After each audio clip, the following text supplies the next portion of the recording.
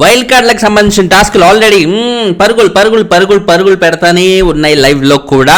And వాటికి సంబంధించిన updates అనుకోవచ్చు, లీక్స్ అనుకోవచ్చు, ఇలా 1,00,000 కాంబినేషన్స్లో అన్ని రకాలుగా ఈ టాస్కుల గురించి అయితే మనం మాట్లాడుకుందాం. ముందుగా చూసుకుంటే వైల్డ్ కార్డులు టోటల్గా 12 మంది వైల్డ్ కార్డులు వస్తారు. సో 12 మందిని మీరు ఆపాలంటే మీకు టాస్కులు పెడతారు. సో ఆ టాస్కుల్ని మీరు దిగ్విజయంగా పూర్తి చేస్తే వాళ్ళ ఒక్కొక్కరు ఒక టాస్క్ మీరు విన్ అయితే ఒక వైల్డ్ కార్డ్ అక్కడ ఆగిపోతారు, ఒక్కొక్క టాస్క్ మీరు విన్ అవుతా ఉంటే అక్కడ ఆగిపోతూ ఉంటారు అన్నట్టుగా అయితే చెప్తున్నారన్నమాట. సో 12 టాస్క్లు ఎవరో ఒకరు విన్ అవుతారు కదా, అంటే 12 టాస్క్లకి ఎవరో ఒకరు విన్ అవుతారు కాబట్టి ఆ 12 మందిని ఆపేస్తారా, వైల్డ్ కార్డుని లేకుండా చేస్తారా, అసలు ఆప్షన్ ఉందా, అసలు ఆప్షన్ అవుతుందా, అది పాసిబుల్ అవుతుందా? ఎందుకంటే 12 మెంబర్స్ని ఆల్రెడీ మాట్లాడి ఉండకపోవచ్చు, కానీ ఎంతో కొంతమందిని ఒక 6 మెంబర్స్ని తక్కువ చూసుకున్నా కూడా 6 మెంబర్స్ అయితే ఖచ్చితంగా మాట్లాడి ఉంటారు కదా. ఎందుకంటే గ్రాండ్ లాంచ్ 2.0 అని ఆల్రెడీ అది టాక్ కూడా బాగా వినిపిస్తుంది కాబట్టి 2.0 అని ఆల్రెడీ అక్కడ ప్లానింగ్ ఉంటున్నప్పుడు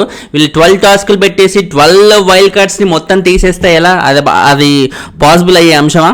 కాదు. కాబట్టి ఇది కేవలం అక్కడున్న కంటెస్టెంట్లకి కొంచెం బూస్ట్ ఇవ్వాలనే ఉద్దేశంతో వాళ్ళైతే ఇలా చెప్తేనే కొత్త వాళ్ళు వస్తే మళ్ళీ లేనిపోయిన రిస్క్ రాలైనా ఉన్న తలనొప్పులనే ఇట్లా భరించలేకపోతున్నాం. కాబట్టి కొత్త వాళ్ళు రాకుండా ఉంటే మన కాంపిటీషన్ ఎక్కువ మనం బాగా సీరియస్గా ఆడాలి, లేకపోతే కొత్త వాళ్ళు వచ్చేస్తే కాంపిటీషన్ ఎక్కువ అవుతుంది కాబట్టి అనే ఉద్దేశంతో వాళ్ళు ఆ జీల్ క్రియేట్ చేయడానికి మాత్రమే బిగ్ బాస్ ఈ స్కెచ్ చేసినట్టుగా అయితే మనకు తెలుస్తుంది అన్నమాట. సో చూసుకుంటే ఇందులో భాగంగా టాస్కులు ఒక్కొక్క టాస్కులు మినిమం ఇప్పుడు ఫ్రైడే వరకు టాస్కులు జరుపుతూనే ఉండాలి కాబట్టి ఇప్పుడు Tuesday, Wednesday, Thursday and Friday 4 డేస్లో మినిమం ప్రస్తుతానికి ఫస్ట్ 3 టాస్కుల్లో ఫస్ట్ బాల్ టాస్క్ ఏదైతే ఇందాక ప్రోమోలో చూసామో ఆ బాల్ టాస్క్లో సీత క్లాన్ విన్ అవుతుంది. మీరు గమనించారా, మనము actually Sita clan, Nikhil clan వీళ్ళిద్దరు క్లాన్స్ మనం చూసినప్పుడు నిఖిల్ క్లాన్లో ఒక్కరు కూడా వీక్ కంటెస్టెంట్ అయితే లేరు. అంటే ఫిజికల్ టాస్కులు ప్రతి ఒక్క కంటెస్టెంట్ ఇచ్చి పడేసే లెవెల్ కంటెస్టెంటే ఉన్నారు ఆ క్లాన్లో.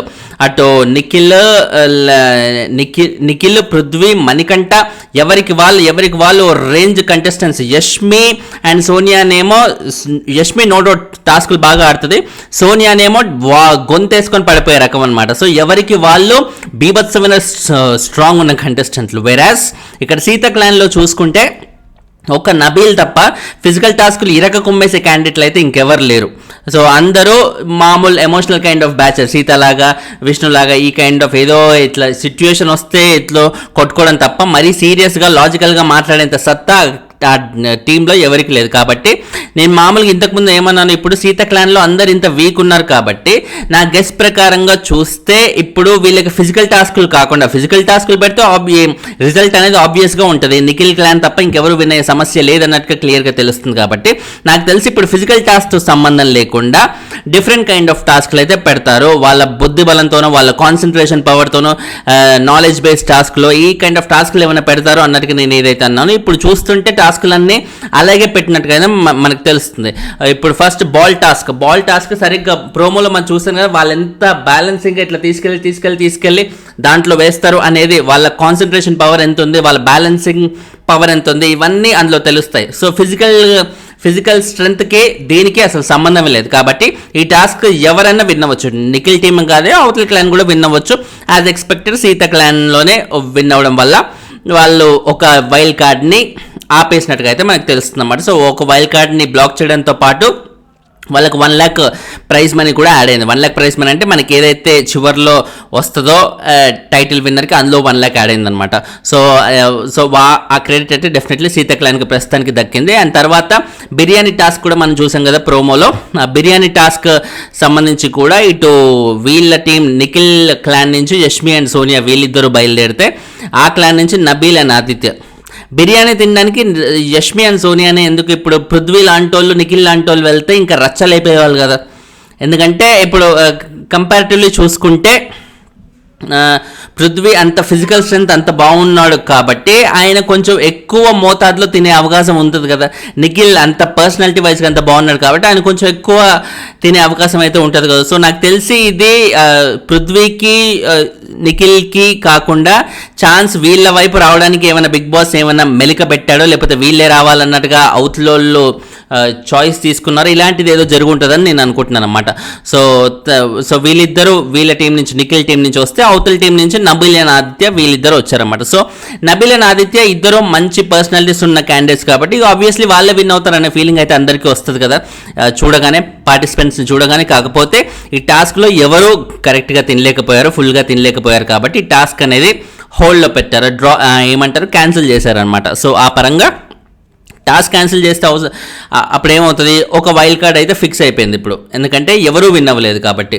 సో ఇలా అన్ని టాస్క్లు క్యాన్సిల్ అయిపోతా ఉంటే మొత్తం 12 మంది వచ్చేస్తారు. బట్ అలా జరిగే అవసరం అసలు లేదు కాబట్టి, ఛాన్స్ లేదు కాబట్టి ప్రస్తుతానికి ఒక టాస్క్ అయితే క్యాన్సిల్ అయిపోయింది కాబట్టి ఒక వైల్డ్ కార్డ్ ఫిక్స్ అయిపోయినట్టే. అండ్ దాని తర్వాత థర్డ్ టాస్క్లో బెలూన్ టాస్క్ సంబంధించి ఏదో ఉంటుంది, అది మనకి ఇంకా ప్రోమో అయితే రాలేదు. ఆ బెలూన్ టాస్క్ సంబంధించిన దాంట్లో నబీల్ అండ్ పృథ్వీ వీళ్ళిద్దరు, Nabeel from Sita clan and Prithvi from Nikhil clan నుంచి వీళ్ళు వస్తే వీళ్ళిద్దరు తలపడుతుంటే ఈ దాంట్లో పృథ్వీ విన్ అవుతాడు అన్నమాట. సో ఫిజికల్ ఎఫర్ట్ పరంగా చూసుకుంటే డెఫినెట్లీ పృథ్వీ కంపారిటివ్లీ నబీల్తో పోల్చుకుంటే నబీల్ ఈక్వల్లీ బాగున్నా కూడా పృథ్వీ కొంచెం జిమ్ బాడీ కాబట్టి కుర్రోడికి ఫిజికల్ పవర్ బాగా ఉండడం వల్ల ఆయన గెలిచినట్టుగా అయితే మనకు తెలుస్తుంది. అండ్ దీంతో పాటు ఇప్పుడు మణికంఠని ప్రస్తుతం అన్ని టాస్కుల్లోంచి తీసేశారన్నమాట ప్రస్తుతానికి. అంటే మీ క్లాన్ నుంచి ఒకరిని తీసేయండి అనే ఒక ఆప్షన్ బిగ్ బాస్ ఇచ్చినప్పుడు ఇప్పుడు నిఖిల్ క్లాన్ నుంచి మణికంఠని అలా తీసేశారు. మణికంఠనే ఎందుకు తీసేశారు, ఇప్పుడు నిఖిల్ ఆబ్వియస్లీ సోనియాని పృథ్వీని ఖచ్చితంగా తీసేయలేరు. మిగిలిన యష్మితో పెట్టుకుంటే ఆల్రెడీ ఉన్న రచ్చ చాలకుండా కొత్త రచ్చ అనేది మొదలవుతుంది. మణికంఠతో తీసేసినా కూడా అదే రచ్చ మొదలవుతుంది. బట్ కంపారిటివ్లీ ఎవరెక్కువ డేంజర్, మణికంఠనా యష్మినా?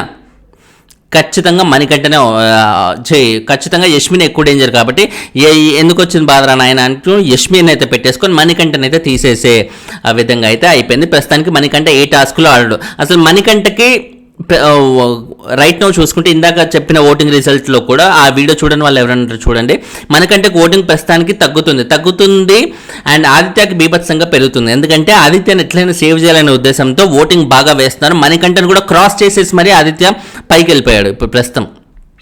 ఇలాంటి టైంలో ఇప్పుడు మణికంఠకి ఇలా అన్యాయం జరిగింది కాబట్టి అన్యాయంగా ఆయన టాస్కుల పరంగా ఆ ఎఫర్ట్ పెడుతున్నా కూడా కేవలం కుంటి సాకులతో చెప్పి ఆయన తీసేశారు కాబట్టి ఇప్పుడు ఏమవుతుంది, పబ్లిక్లో ఆబ్వియస్లీ మణికంఠకు ఒక కైండ్ ఆఫ్ సింపతి అనేది పెరిగిపోతుంది.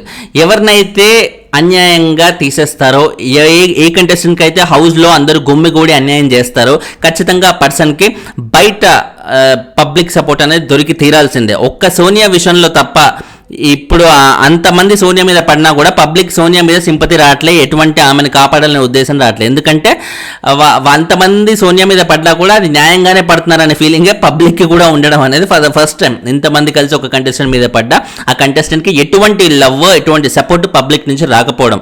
వేరాస్ మణికంఠ విషయంలో ఇది ఖచ్చితంగా వచ్చే అవసరం ఉంది. ఎందుకంటే ఆయన ముందు నుంచి టాస్కుల పరంగా ఎక్కడ ఇట్లా డీలా పడిపోయిన సందర్భాలు లేవు. ఏదన్నా తన వాయిస్ వినిపించాల్సిన చోట కూడా ఎక్కడ ఇట్లా కాంప్రమైజ్ అయ్యి లైట్ తీసుకున్న సందర్భాలు అయితే లేవు. కాబట్టి అలాంటి కంటెస్టెంట్కి అన్యాయం జరుగుతుంటే ఖచ్చితంగా పబ్లిక్ సపోర్ట్ ఉంటుంది. కాబట్టి మనకంటే ఇప్పుడు ఓటింగ్ పెరిగే అవకాశాలు అయితే ఖచ్చితంగా ఉన్నట్టుగా మనకు తెలుస్తుంది. అండ్ వైల్డ్ కార్డ్స్కి సంబంధించి ఆల్రెడీ మనం చెప్పుకుందాం. ఇప్పుడు నైని పావని, ముక్కు అవినాష్, జబర్దస్త్ అవినాష్ అండ్ దాని తర్వాత రోహిణి వీళ్ళు రాబోతున్నట్టుగా తెలుస్తుంది. వీళ్ళతో పాటు హరితేజ సీజన్ 1 టాప్ 5లో ఉన్న కంటెస్టెంట్ తను కూడా రాబోతున్నట్టుగా అయితే ఇన్ఫర్మేషన్ ఉంది. వీళ్ళ నలుగురు నుంచి మనం ఆల్రెడీ చెప్పుకున్నా కూడా అడిషనల్గా చూసుకుంటే నైని పావని ఆల్రెడీ చెప్పుకున్నాగా, తేజ ఇప్పుడు లాస్ట్ సీజన్ నుంచి తేజ కానీ గౌతమ్ కానీ వీళ్ళు కూడా టాక్స్లో ఉన్నారు. వీళ్ళతో పాటు కొత్త పేర్లనే వినిపిస్తున్నాయి. దీప్తి సునైనా పేరు వినిపిస్తుంది. దీప్తి సునైనా సీజన్ 2లో చాలా ఏమంటారు హ్యూమిలియేషన్ ఫేస్ చేసింది. అందరికందరూ కౌశల్కి అగేన్స్ట్ అయిన వాళ్ళు కాబట్టి ఆ హ్యూమిలియేషన్ ఎలాగో ఫేస్ చేశారు. కంపారిటివ్లీ దీప్తి సునైనా అప్పటికి చాలా చిన్న అమ్మాయి కాబట్టి ఆ అమ్మాయి, అంత చిన్న అమ్మాయి కౌశల్ అంత పెద్దోడు మీద అసలు వెళ్ళిపోవడం ఏంటి, అసలు కొంచెమన్నా మ్యారేజ్ లేదా అన్నట్టుగా రకరకాలుగా ఘోరమైన, దాంతోపాటు తనీష్తో తను ఇట్లా రిలేషన్లో ఉంది, తను కొంచెం ఆ బాండింగ్లో తనీష్తో మెయింటైన్ చేసిన బాండ్ ఏదైతే ఉందో దాని గురించి రకరకాల కమెంట్స్ అనేవి వచ్చేసాయి. సో నాకు తెలిసి దీప్తి సునైనా మళ్ళీ వస్తుందని నేను అనుకోవట్లేదు. ఇన్ని సంవత్సరాలైనా మళ్ళీ ఆ గాయం అనేది మారిపోయింది కాబట్టి ఇప్పుడు వస్తుంది అని కూడా నేను అనుకోవట్లే. I don't think so Deepthi సునన్, బట్ పేరైతే బాగా బలంగా వినిపిస్తుంది, తను వచ్చే ఛాన్స్ ఉంది అన్నట్టుగా. మరి చూడాలి ఎంతవరకు జరుగుతుందని. ప్రస్తుతానికి అనేది రోహిణి, నైని పావని, ఇంకెవరు అవినాష్, జబర్దస్త్ అవినాష్, హరితేజ, వీళ్ళ పేర్లు అయితే బలంగా వినిపిస్తున్నాయి. వీళ్ళ నలుగురితో పాటు మిగతా గౌతమ్, లాస్ట్ సీజన్ గౌతమ్, కానీ వీళ్ళ పేర్లు ఇంకా పైప్ లైన్లో ఉన్నాయన్నమాట. సో పైప్ లైన్ వరకైనా ఫైనల్గా కూడా వీళ్ళు వచ్చే అవకాశం ఉందా అనేది మనకి కాసేపు కాదు కొన్ని రోజుల తర్వాత ఆబ్వియస్లీ తెలుస్తుంది. సో October 5th మోస్ట్లీ అంటున్నారు. October 5th మిస్ అయితే మనకి మళ్ళీ దసరా వరకు కూడా వెళ్ళిపోతుంది అనమాట. సో దసరా అవుద్దా October 5th అవుద్దా అనేది మన ఇంకా ముందు రోజుల్లో క్లారిటీ వచ్చే అవకాశం అవుతుంది. ఫైనలీ అదనమాట ఓవరాల్గా చూసుకుంటే. Thanks lot for watching. ఛానల్ని సబ్స్క్రైబ్ చేయండి. కొంచెం లైకులు కొడతా ఉంటే ఇలా ఎప్పటికప్పుడు మంచి వీడియోలతో మంచి అనాలిసిస్తో రావాలని ఇంట్రెస్ట్ ఇంకెక్కువ వస్తుంది. దయచేసి ఆ ఇంట్రెస్ట్ పోగొట్టకుండా లైకులు కొట్టండి అమ్మా. అంతకు మించి నేనేమి అడగట్లేదు. బాయ్.